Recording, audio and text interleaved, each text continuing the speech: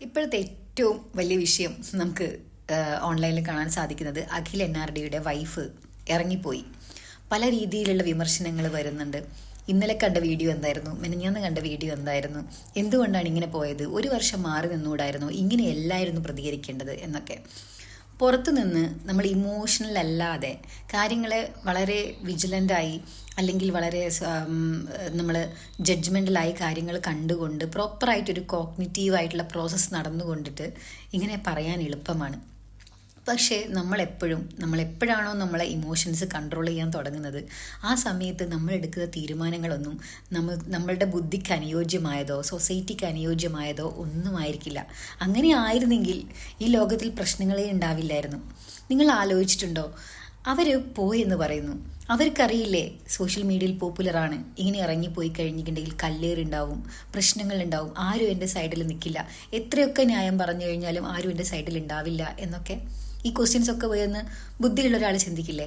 പക്ഷെ അതിനെയൊക്കെ മാറ്റി നിർത്തി ഇമോഷനായിട്ട് ഇങ്ങനൊരു കാര്യം ചെയ്തിരുന്നെങ്കിൽ എന്തായിരിക്കും റീസൺ? പറയുന്നത് കേൾക്കുന്നു BPD പേഷ്യൻ്റ് ആണെന്ന്.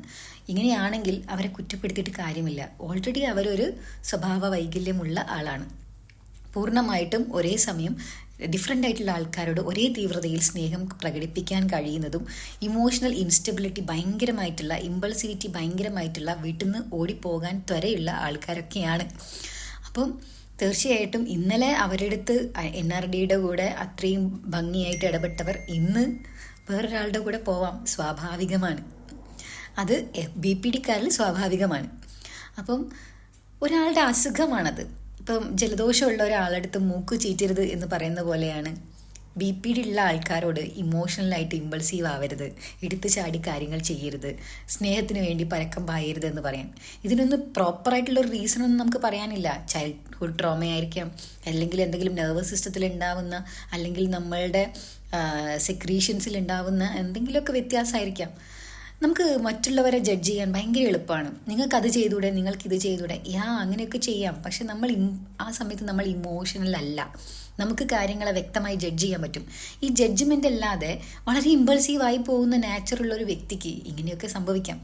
ഇനി BPD അല്ല എന്ന് തന്നെ ഇരിക്കട്ടെ, ഒരാൾ ഇങ്ങനെയൊരു തീരുമാനം എടുക്കണമെങ്കിൽ ഇത്രയും ഒരു നല്ല പൊസിഷനിലുള്ള, നല്ല പോപ്പുലാരിറ്റിയുള്ള, സെലിബ്രേറ്റ് ചെയ്യപ്പെടുന്ന, ഇത്രയും പണമുള്ള, ഇത്രയൊക്കെയുള്ള സൗകര്യങ്ങളിൽ നിന്നുള്ള, ഇത്രയും വിദ്യാഭ്യാസമുള്ള ഒരാളിൽ നിന്ന് വളരെ സാധാരണക്കാരനിലേക്ക് ഒരു കുട്ടി ഒളിച്ചോടുന്നതിൻ്റെ റീസൺ എന്തായിരിക്കാം?